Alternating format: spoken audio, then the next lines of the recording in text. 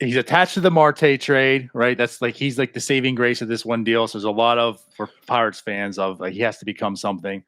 Not the best year last season, but still very very young. What are your thoughts? You don't have to be too deep in this, but what are your thoughts on Peguero? Still like Liover Peguero. His approach has always been kind of a concern. He's always had the bat to ball ability to support it, his profile anyway, especially if he stays on the middle infield. He's kind of had the yips. So I don't know if you guys watched a lot of him playing in the Dominican Winter League. He played a lot down there for Las Estrellas. No, he's Gigantes del Cibao.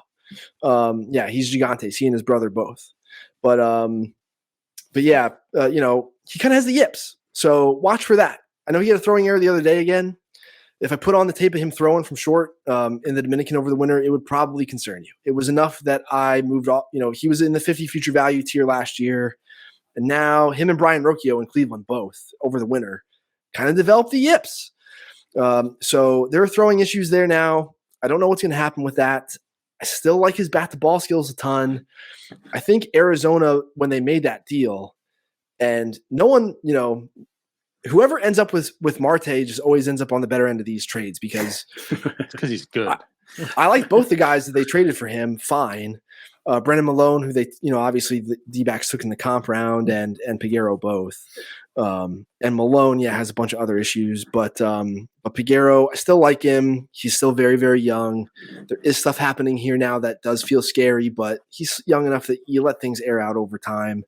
I think this will be his second option year, right? He was on the 40-man last year and was optioned. So it's a big year for him because you don't want no roster flexibility. You want him to be able to establish himself on the big league roster, I think, within the next 12 to 18 months. So you're not just like running dry of his options. So that's going to be big for him to settle at AAA. I think the other part is people are kind of waiting on him to be the guy to move Cruz off a shortstop. And it sounds like you're maybe not as high as him staying there, possibly. Not if he keeps, one hopping throws to first, like on routine plays. It's one of those things that like I was shocked to see it really unfold in the DR over the winter the way it was, and it never really got better. I didn't see his throwing error the other day, but I did see it in the box score, and I do think that's a thing to fixate on, as you're watching him play this spring. So just move Hayes there. We're all good. We're all on the same page.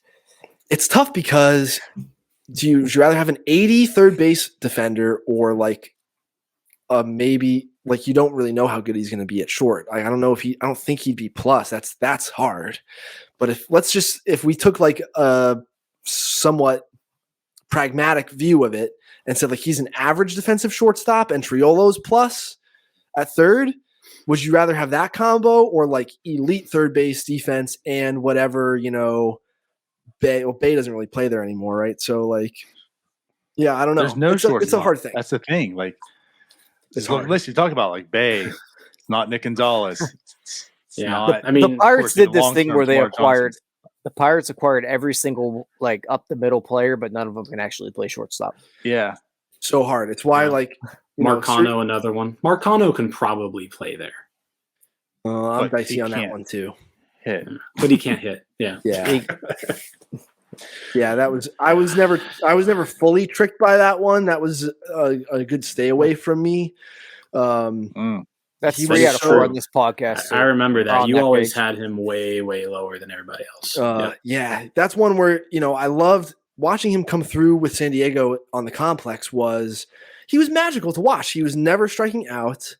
But he was never a very good defensive player, and he's just so slight of build that, even though he was the age he was and like barely striking out, it was a round down guy for me just because there aren't many big leaguers who are like built like that.